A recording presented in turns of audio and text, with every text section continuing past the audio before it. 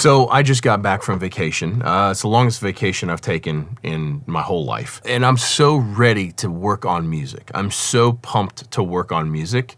And it got me thinking about how throughout my career and throughout all the years, how I've kept that inspiration, how I've been able to maintain the readiness to work on music, because it can be difficult sometimes. It really can be difficult to be pumped to work, to be driven, to be inspired, to be creative at all times. And it got me thinking about all the little techniques that I've used over my career to make sure I stay in that headspace as much as possible. And I just want to take a minute to pass them on to you, because I'm not sure I've ever talked about this on the channel before. So how do you keep inspiration alive? How do you stay in a creative state all the time? One of the things that I don't think I've ever talked about on this channel that I do think is really important, and I've been pretty bad at this through periods of my career, is going back and listening to old work. The other day I went back and I listened to some records that I did in like 2010 back in Peoria, Illinois, where I'm from, at my own studio.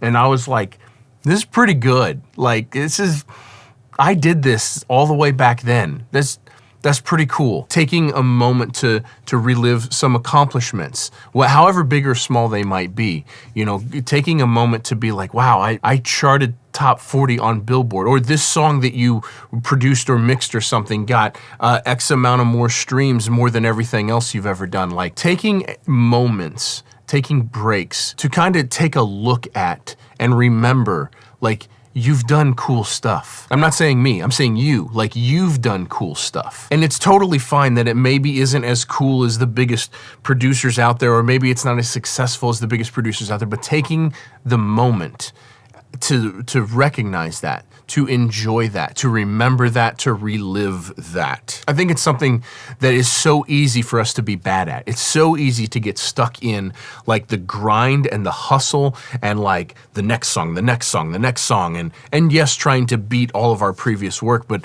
it's really, really important to take a moment and look at old work and listen to old work and recognize that, like, there's gems of really cool stuff in that old work. I do that here on the channel sometimes. I will go back, 2, 3, 4 years ago and watch an old video that maybe was popular or that meant a lot to me, and like, yeah, that was a cool video. I can't believe I've made that many videos that mean that much to me. So that's the first technique that I use a lot, is like, not all the time. I don't always listen to old work that I've done, but like every 6 months or something, I make sure that I take an hour or two and I listen to old stuff and I look through old accomplishments and I watch old videos. And I think that's really important. Okay, the next thing is simply taking breaks. I have gone through periods of being really good and disciplined at this and really bad at this.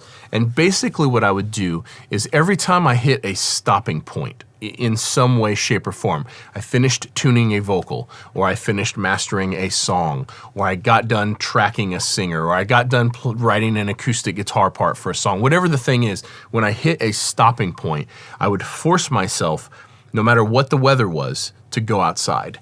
And I would go outside and just sit, or maybe take a short walk, but like just be outside, be in a completely different environment and just chill, meditate, clear my head, like whatever felt like the appropriate thing to do in that moment. And I would only do it for about 5 minutes. I would go outside, I would chill for 5 minutes and then come right back in. And it just is a good reset, especially after, something kind of difficult, like consuming, that like tuning a whole vocal, pocketing and editing and comping and tuning a vocal. Like, sometimes that can be pretty tedious and pretty emotionally draining, and sometimes just taking a 5-minute walk outside can reset all of that. The next thing that I do a lot in music and for here on the channel is I draw inspiration from other new things. For the kind of music that I'm working on, I'm always paying attention to what is topping the charts, what is hitting hard and popular, and then also what are the things that I personally am really into. I gotta be honest, like one of the things that I'm super into lately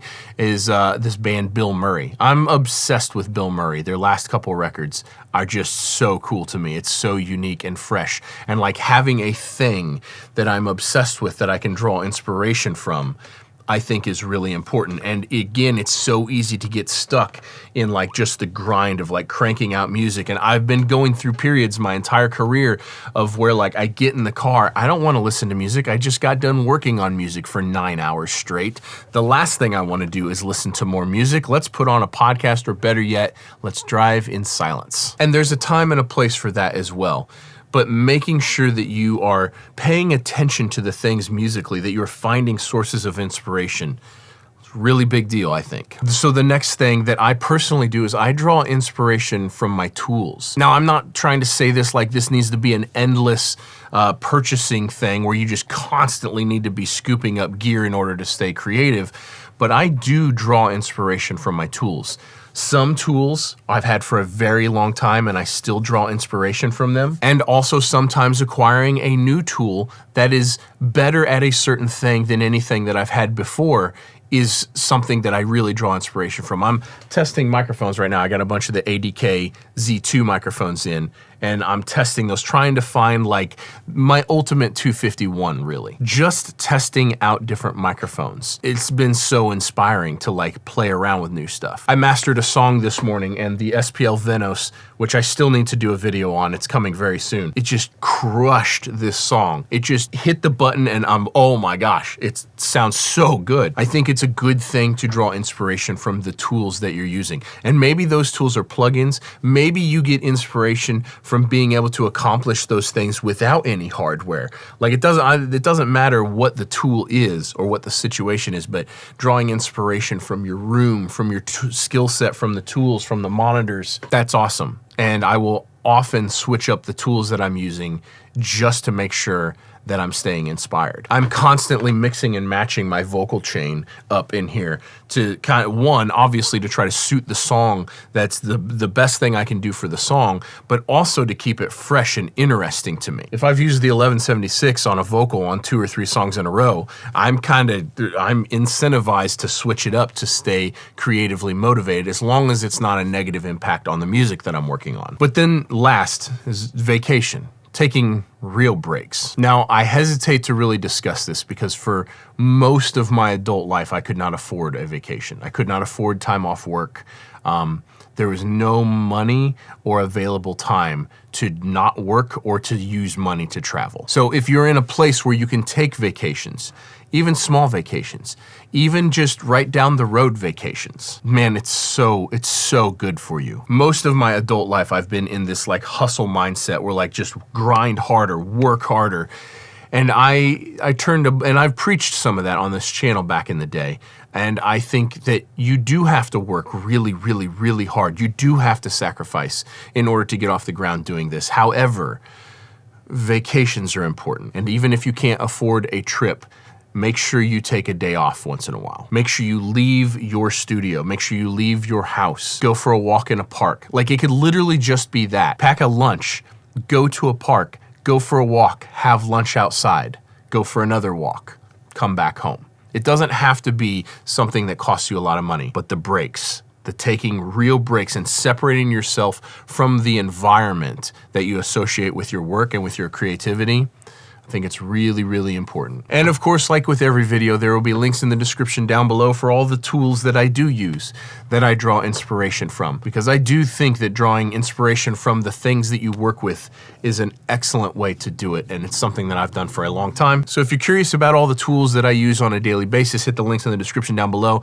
But you don't need to just pick up one of those things. Anytime you guys need any piece of musical gear whatsoever of any kind, you can jump on any one of my videos, click on any link in the description of any video. Once you're on the site, you can purchase anything you need, and it costs you nothing extra, but it goes a long ways to help me keep making videos like this. Thank you, Sweetwater, for sponsoring this video, and thank you to you guys for using those links in the description anytime you need to purchase anything. But now I want to hear from you. In the comments down below, I want to know what helps you stay inspired. And I might steal some of your ideas because I know that this is a thing that a lot of us have struggled with over the years. Creativity on demand is hard. It's difficult to maintain that, to be ultra creative and do ultra good work at all times on demand. So I want to know how you feel about this, the things that you do, the tips and the tricks that you use to stay creative and inspired down below. And I appreciate you helping me out with that. Thank you guys for watching. We'll see you in the next one. Peace.